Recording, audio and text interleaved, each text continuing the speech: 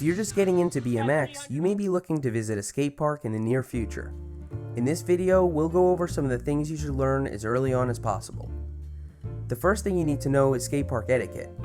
Normally, riders will take a path across the park where they hit a few ramps and then rest for a minute on the other side. This is called a line. When you go out onto the ramps, you should know what line you want to take first. Crashes usually happen when someone is riding in an unpredictable way, or ignoring the lines that other people are taking.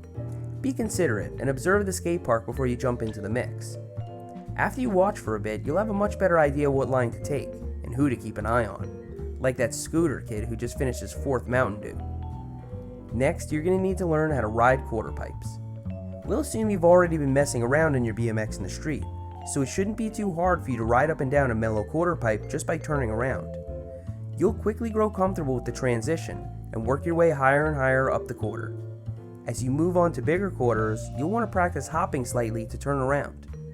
While turning around on an embankment requires a bunny hop, you don't need to do this on a quarter.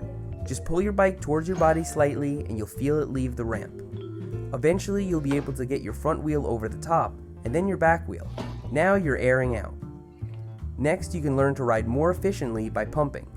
Kind of like a swing set or a rocking horse, pumping is how you'll gain speed on ramps by shifting your weight around instead of pedaling.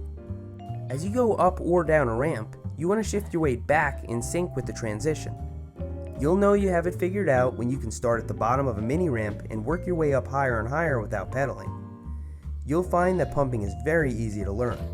It's a lot more fun than pedaling, and it gives you way more style points. Once you've gotten pretty comfortable with pumping and riding quarter pipes, you should learn to drop in from the deck. Again, starting on a small one first is probably the best way to learn. Notice the metal piping at the top. This is called coping. The trick to dropping in is to ride parallel to the coping and turn into the ramp.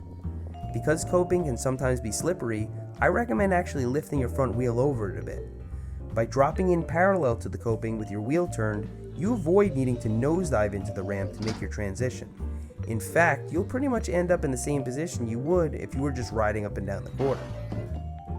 Now, you're going to want to learn how to get back onto the deck so you can take a break. By throwing your body forwards as you ride up the quarter, you can get your bike over the coping and onto the deck. You can put a foot out to get back onto the deck, but go a little faster and you can do a flyout. Flyouts are really fun, and they're actually one of the best ways to learn tricks since they send you straight up and straight down. Since you're basically going 0 miles per hour when you land, it's easier to pull off tricks without executing them perfectly. Learn flyouts on small quarters and work your way up to the big ones. If you have pegs, it's a good idea to learn how to stall on the coping. First, get comfortable with dropping in from your pegs. To do this, throw your body weight over the center of the ramp and then immediately turn your front wheel to roll back in. Commit to throwing your weight over the ramp and the rest will come naturally. Learn this and then work on your stalls. Start by riding up the quarter and carving towards the coping. Make sure your pegs are getting above the coping and then push your bike off to the side. If you can't quite get this part, it's easy to just turn your front wheel and drop back in. Once you learn to stall, you can grind the coping by carving and going fast. So that's pretty much it.